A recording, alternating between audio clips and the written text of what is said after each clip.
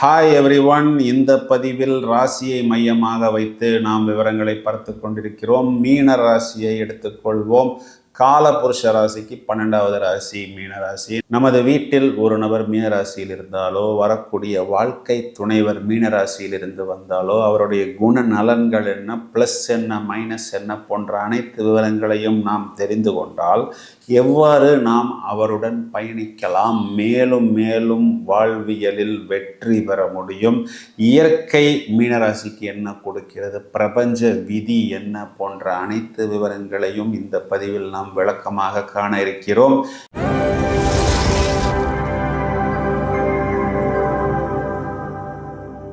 இரட்டை ராசி, பெண் ராசி, நீர் ராசி. இதன் சின்னம் பார்த்தால் 2 மீன்கள் ஒன்றுடன் ஒன்று ஒட்டி கொண்டிருப்பதை போல், ஆனால் எதிர் எதிர் திசையில் இருப்பது போல் காணப்படும்.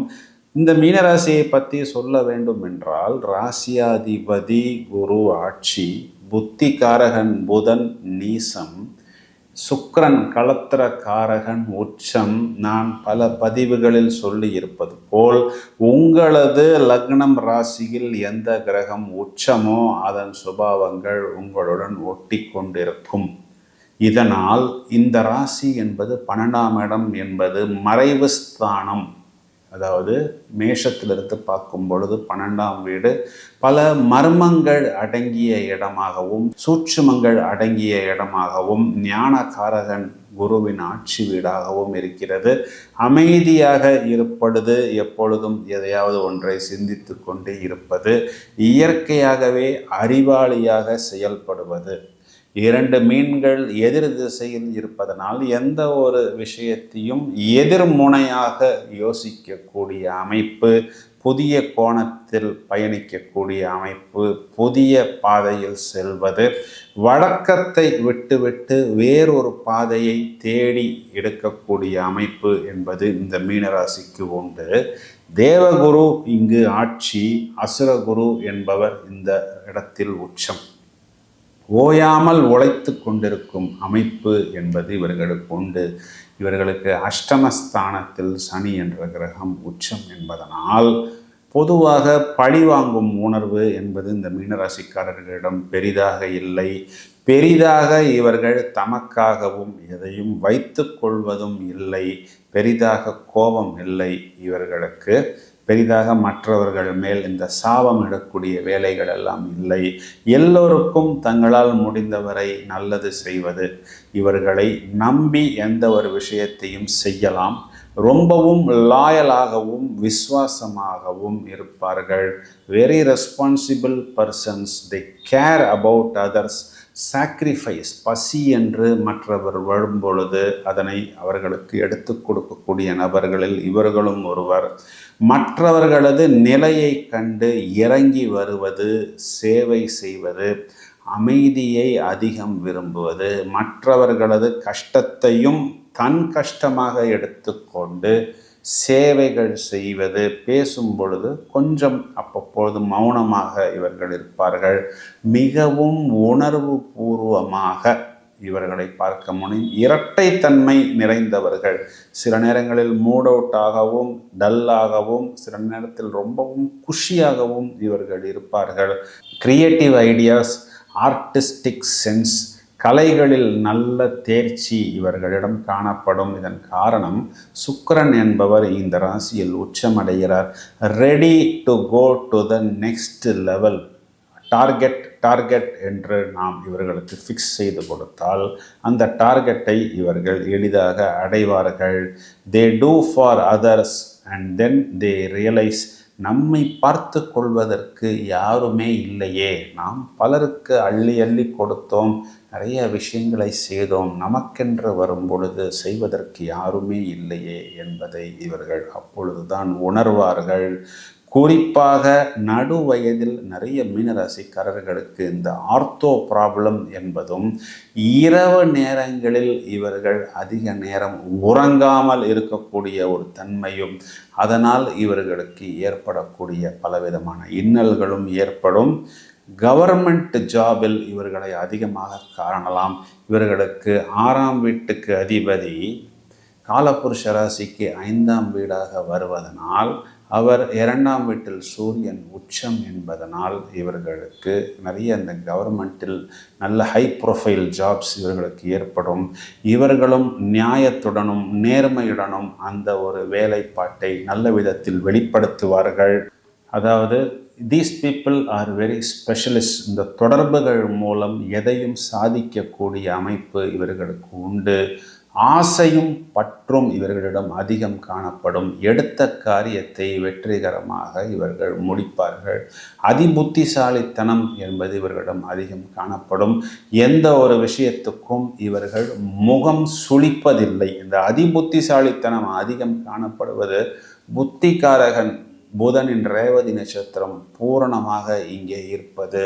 ஓயாமல் உழைப்பது என்பது சனி பகவானின் நட்சத்திரமான உத்திரட்டாதி முழு நட்சத்திரமாக மீனத்தில் இருப்பது. இவர்களுக்கு பின்வாங்க தெரியாது. Very very sensitive, very imaginative, கற்பனை மற்றும் ஃபேண்டசியில் அதிகம் திளைப்பவர்கள். இளம் வயதில் நிறைய நபர்கள் பொதுவாகவே பெற்றோர்களை பிரிந்து காணப்படுகிறார்கள். இவர்களுக்கு இருக்கக்கூடிய இன்னொரு ப்ளஸ் பாயிண்ட் என்னவென்றால், இந்த சுக்கிரன் உச்சம் என்பது ப்ளஸ்ஸாகவும் மைனஸாகவும் செயல்படுவது என்பதை நாம் கவனமாக எடுத்துக்கொள்ள வேண்டும். நான் ஏற்கனவே சொன்னது போல் சுக்கிரன் என்பவர் இங்கு அஷ்டமாதிபதி. அஷ்டமாதிபதி என்பவர் நமக்கு ஏதாவது ஒரு கஷ்டத்தையும் பிரச்சனையையும் கொடுத்து கொண்டு இருப்பவர். அஷ்டமாதிபதி என்பவர் களத்திரஸ்தானத்துக்கு அதிபதியாக காலபுருஷ ராசிக்கு வருகிறார். எனவே இந்த 7ஆம் வீடு என்பது காமத்திரிகோணத்தில் வருவதனால் இங்கு 12ஆம் இடம் என்று சொல்லக்கூடிய சயன சுகஸ்தானத்தை மீனம் குறிகாட்டுவதால் ஆண்களுக்கு பெண்களாலும் பெண்களுக்கு ஆண்களாலும் பொதுவாகவே ஒரு ஈர்ப்பு, தொடர்பு, உறவு, அதன் மூலம் உறவு முறை சிக்கல் அதிகம் ஏற்படுவது இந்த மீனராசிக்குத்தான். ஏனென்றால் சுக்கிரன் உச்சமாகும் பொழுது இவர்களுக்கு கேளிக்கைகளிலும் இந்த உல்லாசங்களிலும் ஈடுபாடு அதிகம் ஏற்படுகிறது. அங்கே புத்திகாரகன் புதன் நீசமடைந்து விடுவதனால் புத்திக்கு வேலை இல்லாமல் போகிறது. இதனால் ஏராளமான பொருள் மற்றும் நேரம் விரயமாகிறது. இதனை நான் அழுத்தம் திருத்தமாக சொல்வதன் காரணம், இந்த விஷயத்தை பசுமரத்தாணி போல் நீங்கள் உங்களது மனதில் பதித்து வைத்து கொள்ள வேண்டும் என்பதுதான் இதன் முக்கிய நோக்கமாகும். மேலும் இவர்கள் தங்களை கட்டுப்படுத்துவதற்கு பழக வேண்டும். அதாவது எல்லாமே ஒரு கோட்டுக்குள், ஒரு வட்டத்துக்குள். அந்த வட்டத்தை விட்டு நாம் வெளியே போகும் பொழுது நமக்கு பிரச்சனைகள் வருகிறது என்று இவர்கள் கொஞ்சம் கொஞ்சமாக ஞான மார்க்கம், இவர்களது லக்னாதிபதி ராசியாதிபதி குருவை நோக்கி பயணிக்கும் பொழுது இவர்கள் அந்த சுக்கிரனின் தத்துவத்தை கொஞ்சம் கொஞ்சமாக நிராகரிக்கும் பொழுது இவர்களது வாழ்வியலில் நல்ல முன்னேற்றம் என்பது கண்டிப்பாக ஏற்படும். சரிங்க சார், இங்கு லக்னாதிபதி ராசியாதிபதி குரு பஞ்சமஸ்தானத்தில் உச்சம். குழந்தைகளை அதிகமாக தாங்குபவர்கள் இவர்கள்தான். ஓயாமல் குழந்தைகளுக்காக உழைப்பது இவர்கள்தான். இவர்களது லக்னாதிபதி ராசியாதிபதி 11ஆம் வீட்டில் நீசம். எனக்கு எதுவுமே இல்லை என்றாலும் பரவாயில்லை, கடன் வாங்கியாவது எனது குழந்தைகளை கரையேற்றுவேன் என்று 24/7 குழந்தைகளுக்காகவே தங்களை 24/7 குழந்தைகளுக்காகவே தங்களை உருக்கி நல்லது செய்பவர்கள் இவர்கள்தான். மீனராசியில் இருக்கக்கூடிய ஒரு நபர் பெற்றோராக அமைவது என்பது ஒரே வார்த்தையில் சொல்ல வேண்டும் என்றால், அந்த குழந்தை முன் ஜென்மத்தில் செய்த புண்ணியமாகவும் இவர் 2ஆம் இடத்தில் நீசமடைவதன் தத்துவமாகவும் வருகிறது. இவர்களை திருமணம் செய்த பிறகு இவர்களுடைய லைஃப் பார்ட்னருக்கு அதிகமான ப்ளஸ் என்பது ஏற்படுகிறது. இதன் காரணம், இவர்களுக்கு 7ஆம் வீட்டுக்கு அதிபதியாக வரக்கூடிய புதன் என்பவர் காலபுருஷ ராசிக்கு 6ஆம் வீடு என்று சொல்லக்கூடிய கடன், நோய், எதிரி, ருணம், ரோகத்தை குறிகாட்டுவார். திருமணமான பிறகு ஏதாவது எனக்கு ஒரு பெரிய ப்ளஸ் வரும் என்று நான் பார்த்தேன். ஆனால் எல்லா ப்ளஸ்ஸும் அவருக்குத்தான் வந்தது. எனது லைஃப் பார்ட்னருக்குத்தான் வந்தது, இருந்ததும் என்னிடம் இருந்து போய்விட்டதே என்று வருத்தத்தை வெளியே சொல்ல முடியாமல் சகித்து கொள்ளக்கூடிய நபர்கள்தான் பொதுவாகவே மீனராசிக்காரர்கள். இவர்களை அதிகமாக இந்த மெடிக்கல் சம்பந்தப்பட்ட துறைகளிலும் கலைகள் சம்பந்தப்பட்ட துறைகளிலும் நாம் இவர்களை பார்க்க முடியும். These people are also very imaginative. இதை நாம் முக்கியமாக எடுத்துக்கொள்ள வேண்டும். அதிதீவிரமான சிந்தனையாளர்கள். ஏன் இவர்களை மருத்துவத்துறையில் அதிகம் பார்க்க முடியும் என்றால், 2ஆம் வீட்டில் செவ்வாய் ஆட்சி, அங்கு சூரியன் உச்சம். சூரியன் என்பவர் இவர்களுக்கு 6ஆம் வீட்டுக்கு அதிபதியாகிறார். ஆத்மகாரகன். ஆத்மா என்பது உயிரை குறிக்கிறது. ஒரு உயிரை, உடலை தொட்டு அதனை சரிபடக்கூடிய ஆற்றல் இவர்களுக்கு இயற்கையாகவே உண்டு.